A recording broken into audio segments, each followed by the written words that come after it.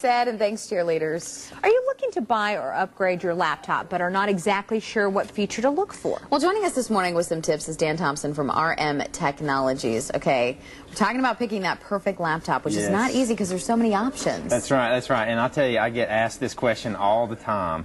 People come up to me and say, Dan, I'm thinking about buying a new computer or laptop. Can you help me out? And it doesn't have to be that hard of a decision. So what we've done is thrown together a little two-part series.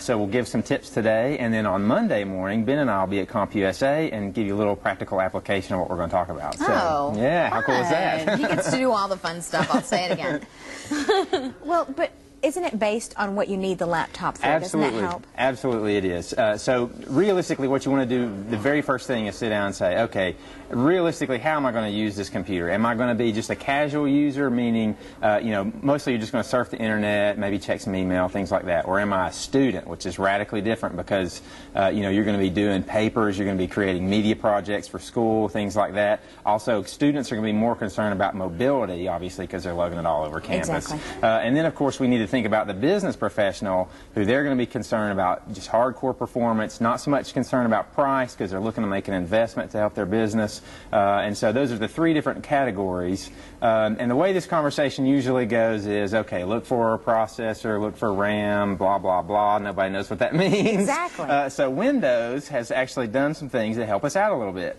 in what is called the Windows Experience Index. Now, when you go to the stores, the professionals can help you find this. And what it is a rating between 1 and 5.9. And this is basically looking at 5 different aspects of computer performance and then gives you a number based on that performance to help you make your decision. So, now, what does that mean, right? First of all, actually, let me clarify something, too. This is not an average. That's the lowest score. So if your computer is all 5s but gets a 2 in one field, it'll be represented as a 2. So it can be somewhat misleading. But say you're just a casual user, a computer with a 2 rating or lower even is going to be fine for you because it doesn't require a lot of processing power to surf the web, right? If you're a student, a little bit of a special category, you're going to need anything from a 3, maybe even all the way up to a 5.9, as high as they'll go. It depends on, think graphics editors and graphics people who are studying that. They're going to want something really powerful.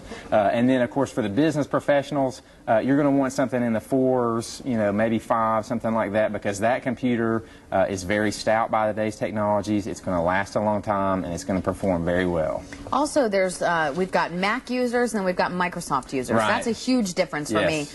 I'm just used to Microsoft, but could I switch over and get a Mac? I mean, how do you feel about that? You could. I'm not personally a big Mac fan, but that doesn't mean that you can't be. So basically what you do, the Mac is a very similar operating system to Windows. If you've just been a casual user all your life, you'll be able to make the switch very, very easily. If you've been around computers, you'll be able to make the switch easily. The good thing about Macs also is when you go to the store, if they sell Macs, there is somebody there who is trained by Apple to sell those. So these are very good information sources. Matter of fact, there's one at CompUSA. You can go talk to him, and he'd be glad to talk to you, show you the different features, all the different software bundles, because that's what everybody talks about when you talk about Macs, because I want my iTunes and my iVideo and all that stuff, GarageBand, so things like that. So lots of neat things you can do with the Mac as well. All right, thanks, Dan. Thank you.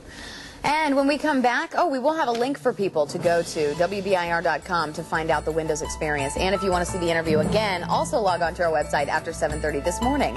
So much fun stuff on our website. Also coming up Monday, we'll show you some different examples of computers that we talked about this morning. And coming up next...